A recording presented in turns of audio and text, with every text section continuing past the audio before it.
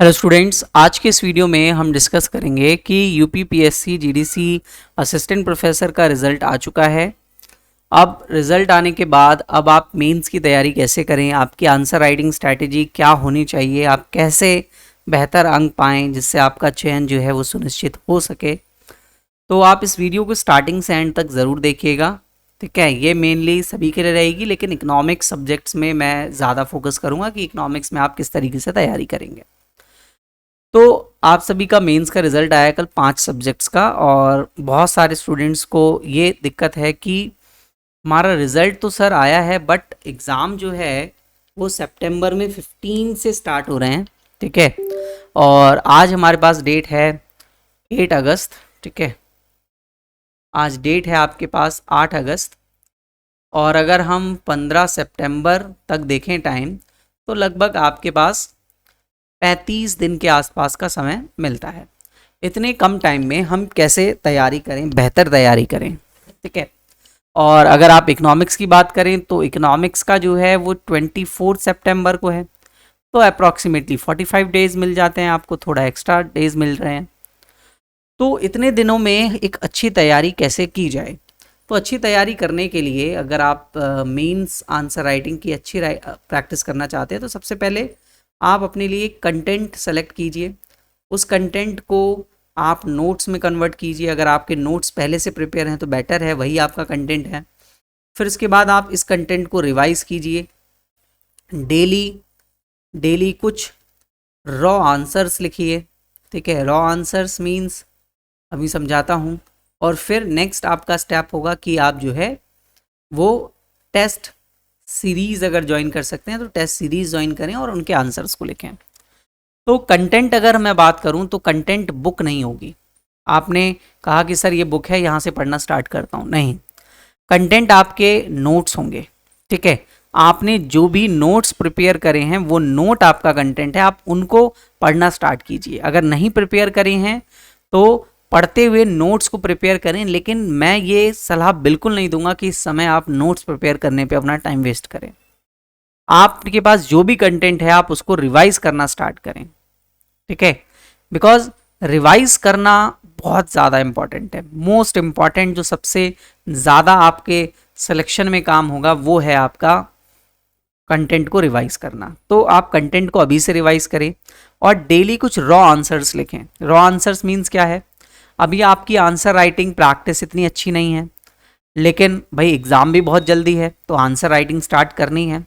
तो आप कुछ क्वेश्चंस उठाइए, पीवाईक्यू उठाइए, कहीं से भी क्वेश्चंस लेके आइए और उन क्वेश्चंस को बस प्रैक्टिस करना स्टार्ट कीजिए। ये मत देखिए कि मैं सही लिख रहा हूँ, गलत लिख रहा हूँ।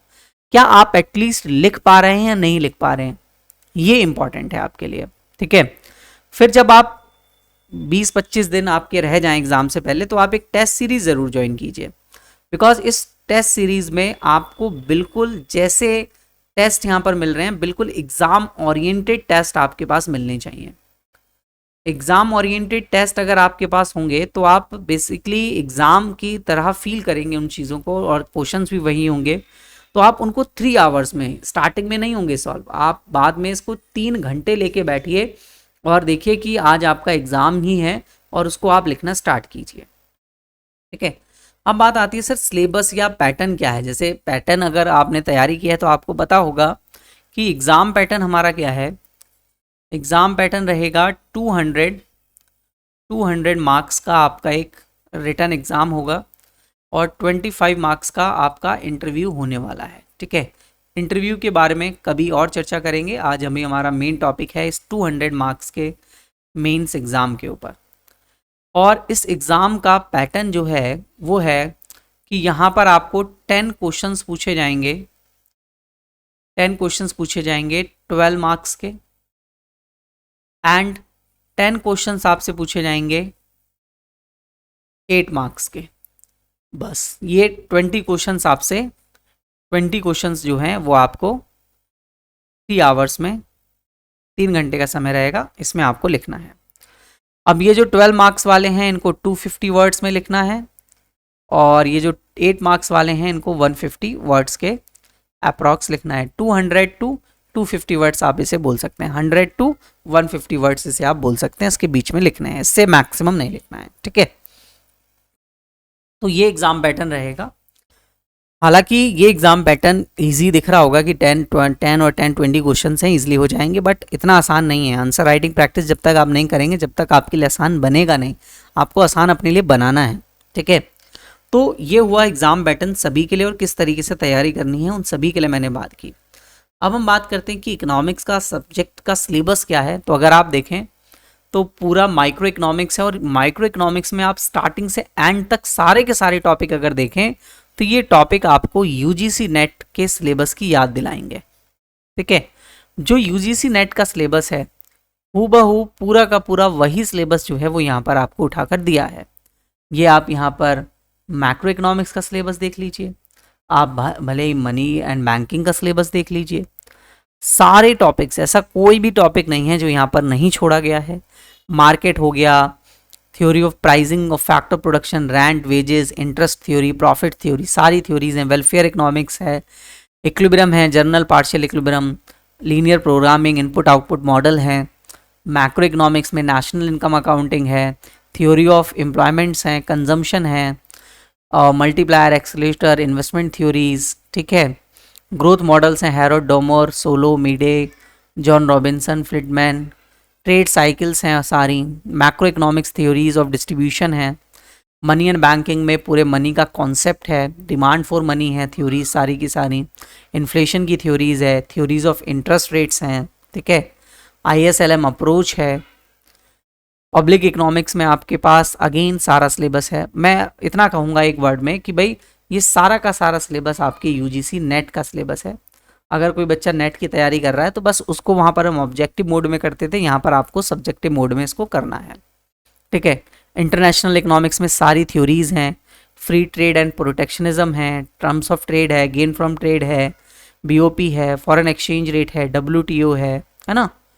इकोनॉमिक ग्रोथ में आपके पास ग्रोथ एंड डेवलपमेंट की थ्योरीज हैं, state versus market, NITI Aayog, ठीक है। जितने भी मेजर्स होते हैं, जितने भी इंडेक्सेस हैं, वो सभी हैं यहाँ पर, ठीक है। फिर इसके बाद 7th यूनिट आपकी इंडियन इकोनॉमी की है, ये भी अगेन एक वास्ट सिलेबस है, ठीक है। और हम बात करें 8th यूनिट तो ये टेक्निक्स ऑफ इकोनॉमिक्स है, जिसमें स्टैटिस्टिक्स हैं और आपके पास मैथमेटिकल टेक्निक्स है। और यहाँ पर इकोनोमेट्रिक्स के भी कुछ पोर्शन पूछा जाएगा। ऐसा नहीं है कि इकोनोमेट्रिक्स नहीं है, इकोनोमेट्रिक्स भी है और मैथमेटिक्स भी है। तो अगर आप सभी ने यूजीसी नेट की तैयारी की है तो ये पूरा का पूरा सिलेबस वही आपको देखने को मिलने वाला है। आप एक एक पॉइंट उठाइए, एक एक टॉपिक उठाइए और उस टॉपिक से फटाफट से रीड आउट करिए और सारा का सारा सिलेबस जो है वो कंप्लीट करते हुए चलिए। बस इतना आपका टारगेट होना चाहिए। अब बात आती है कुछ स्टूडेंट्स की जो GIC की भी तैयारी कर रहे हैं और उनका GDC भी क्वालिफाई है। तो अब इन दोनों की तैयारी में कैसे मिश्रण बनाया जाए, कॉम्बिनेशन बनाया जाए। GIC अगर आप देखें तो इसका सिलेबस वाइज अगर देखें तो सिलेबस वाइज थोड़ा सा लो सिलेबस है, यहाँ पर थोड़ा सिलेबस ज़्यादा है, ठीक है। और सिलेबस का लेवल GIC में थोड़ा कम है, GDC में ज़्यादा है। तो GIC में क्वेश्चंस का लेवल भी थोड़ा सा कम होगा, GDC में क्वेश्चंस का लेवल हाई होगा, ठीक है। तो ये आपको इस तरीके से पैटर्न, और यहाँ पर आपके पास पैटर्न अलग है। यहाँ 5 क्वेश्चंस आपको आते हैं 25 मार्क्स के, 5 क्वेश्चंस आते हैं 15 मार्क्स के, 10 क्वेश्चंस आते हैं आपके 10 मार्क्स के। यहाँ पर पैटर्न अलग है, यहाँ पर 10 क्वेश्चंस आएंगे 12 मार्क्स के और 10 क्वेश्चंस आएंगे 8 मार्क्स के। तो पैटर्न अगर आप इस चीज़ को हटा दें, ये 10 क्वेश्चंस हटा दें, ये 10 क्वेश्चंस आपके 50 वर्ड्स में आपको लिखने होते हैं और ये 150 वर्ड्स में ही लिखने होते हैं और ये 250 वर्ड्स में ही लिखने होते हैं। तो ये 5 क्वेश्चन यहाँ के 10 क्वेश्चन के इक्वल है और ये 5 क्वेश्चन यहाँ के 10 क्वेश्चन के इक्वल है। इट मीन्स यहाँ पर 250 वर्ड्स और 150 वर्ड्स वाले क्वेश्चन ज़्यादा हैं, ठीक है। तो आप दोनों की तैयारी कीजिए, अच्छे से करिए, बस क्वेश्चंस को, कॉन्सेप्ट्स को पढ़ते रहिए और आपकी तैयारी बेहतर हो जाएगी। मैं तो बस आपसे इतना ही कहना चाहूँगा कि आप GIC और GDC दोनों में ही एक अच्छा कॉम्बिनेशन बनाइए। अब कुछ बच्चे ऐसे डाउट्स पूछ रहे हैं, सर यूपी में असिस्टेंट प्रोफेसर की नई वैकेंसी आ रही है और PGT की भी नई वैकेंसी आ रही है, TGT की भी नई वैकेंसी आ रही है, तो हम कैसे इन सभी का कॉम्बिनेशन बनाएं, इन 5 एग्जाम का एक साथ कॉम्बिनेशन कैसे बनाएं। अब देखिए, अगर आप देखें तो ये दोनों तो आपके डिस्क्रिप्टिव हैं, ये आपको राइटिंग करनी है इनकी, ठीक है, और ये आपके ऑब्जेक्टिव है, MCQ बेस्ड हैं। तो इनका पैटर्न अलग है, उनका पैटर्न अलग है। बट ये सोच सकते हैं आप कि जो आप सब्जेक्ट पढ़ रहे हैं वो सब्जेक्ट तो सेम ही है, सब्जेक्ट तो सेम ही है। जो सब्जेक्ट यहाँ पर पढ़ना है, जो सब्जेक्ट यहाँ पर पढ़ना है, बस उसका प्रोस्पेक्ट अलग हो जा रहा है। प्लस यहाँ पर आपको पता है कि UPESSC यहाँ पर आपको जीके जीएस भी देखने को मिल रहा है, और जीके जीएस 30 क्वेश्चंस यहाँ पर आ रहे हैं, तो बच्चों को ये भी पढ़ना है। अब देखिए, अगर आप 30 क्वेश्चंस जीके जीएस में चले गए, तो अब आप अपना 2 घंटे डेली जीके जीएस पढ़ रहे हैं सपोज दैट इस वैकेंसी के लिए, तो आप ये 2 घंटे आंसर राइटिंग प्रैक्टिस के कम कर रहे हैं। तो अगर कोई इतना कर सकता है कि वो 10-12 घंटे पढ़ रहा है, तो वो 2 घंटे इसके लिए निकाल सकता है, कोई दिक्कत नहीं है। बट मेरा ये मानना है कि आपने दोनों के प्री एग्ज़ाम क्वालिफाई किए हैं, और प्री एग्ज़ाम क्वालिफाई होने के बाद अब आपका मेंस रह गया है, तो आप लास्ट टाइम में क्यों अपनी स्ट्रैटेजी इन वैकेंसी के लिए चेंज करें। इन वैकेंसीज को भी देखें, ऐसा मैं बिल्कुल नहीं बोल रहा हूँ, बट आफ्टर मेंस एग्ज़ाम, भाई आफ्टर मेंस एग्ज़ाम, इनके मेंस एग्ज़ाम हो जाने दीजिए, फिर जीके जीएस पढ़ें। अभी से जीके जीएस पढ़ना स्टार्ट ना करें। मेरा सजेशन आप सभी के लिए यही रहेगा, जीके जीएस अभी मत पढ़ें आप। जीके जीएस जो है आफ्टर मेंस एग्ज़ाम हम पढ़ेंगे। आफ्टर मेंस एग्ज़ाम UPESSC के एग्ज़ाम जो हैं असिस्टेंट प्रोफेसर और PGT TGT, इनके एग्ज़ाम्स के लिए हम वहाँ पर पढ़ेंगे, अभी नहीं पढ़ेंगे। जीएस नहीं पढ़ेंगे, सब्जेक्ट तो हमारा तैयार हो रहा है। देखिए, अब आप ये सोचिए कि आपका सब्जेक्ट तो अभी तैयार हो रहा है ना, इन दिनों में आपका सब्जेक्ट तो तैयार हो रहा है, आपका जीके जीएस ही तो है। तो अगर इनका जैसे ही सितंबर तक इनका हो जाता है, और इनका सितंबर में एग्ज़ाम नहीं होने वाला, इन सभी का एग्ज़ाम आप देखेंगे अक्टूबर और नवंबर में होगा, तो आपके पास 1 से 1.5 महीना होगा, आराम से आप जीके जीएस तैयार कर सकते हैं उस वक्त। तो उस वक्त जीके जीएस पे फोकस रहेगा आपका सारा का सारा। तो ये स्ट्रैटेजी मेरे हिसाब से इस तरीके से आपको बनानी चाहिए। होपफुली आपको मेरे द्वारा दी गई जानकारी अच्छी लगी हो। Thank you for watching this video. And बाकी अगर आपको इन्फॉर्मेशन अच्छी लगी है तो चैनल को सब्सक्राइब ज़रूर करें और लाइक कर दीजिए।